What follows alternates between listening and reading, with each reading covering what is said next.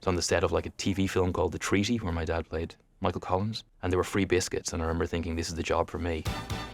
Hi, my name is Domhnall Gleeson, and these are my film firsts with BAFTA. The first film that I ever saw, the first one that I can remember watching, I think is probably Bambi in my grandparents' house, and it breaking my heart. It was a bad start. The first film that I watched at a young age that I definitely should not have seen was Shame. I was in my 30s. That was too much for me. Shame was too intense. I was really scared of films that were for older age groups than me. My dad was in a film called Braveheart, and I was like 14, and I wasn't allowed in to see that, and I was kind of glad, because I was kind of scared of seeing things that were too old for me. So yeah, I kept away. The first film I saw that made me want to act probably would have been one of the Coen brothers films, I think.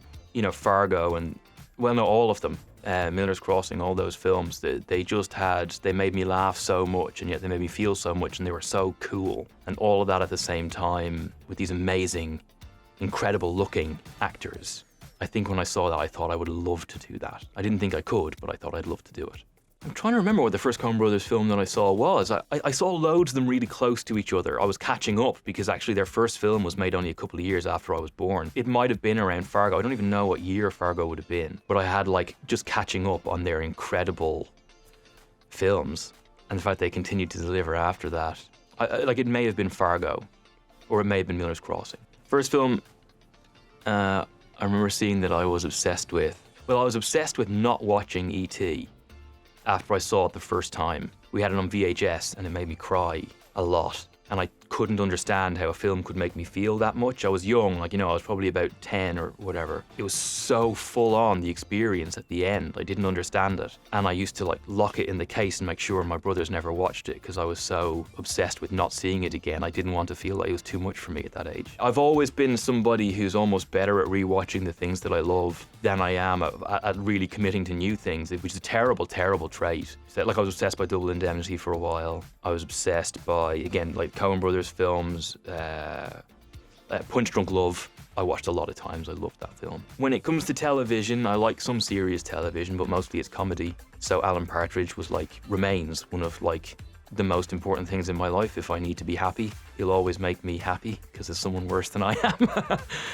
Fawlty Towers and I loved Harry Enfield. I loved Friends and stuff like that when I was in school, and loads of TV shows have meant a lot to me. First ever line in a film or TV show, it would have been something like "no," something like that. I was an extra on a film that my father was in. They just brought me in to be an extra when I was when I was 14. It was like John Boorman set. So the first set I was ever on was a John Boorman set, which isn't bad, but I froze so bad. I think they asked me to say something and I froze so bad I couldn't speak. So my first line was saying nothing. That wasn't really a role, the John Boorman thing. That was more we were free extras. Myself and my three brothers, that's what that was. But my first role might have been a Martin McDonagh short film, because I did a Martin McDonagh play. Was my first job on the West End, an incredible play called Lieutenant Finishmore. And I had loads of lines in that. That was my first job. And then I did a smaller job for him in a short film that he made. It actually won an Academy Award. And I think my first line was "no." I think I'm asked, "Are you not meant to go up and down with that trolley?" And I say no.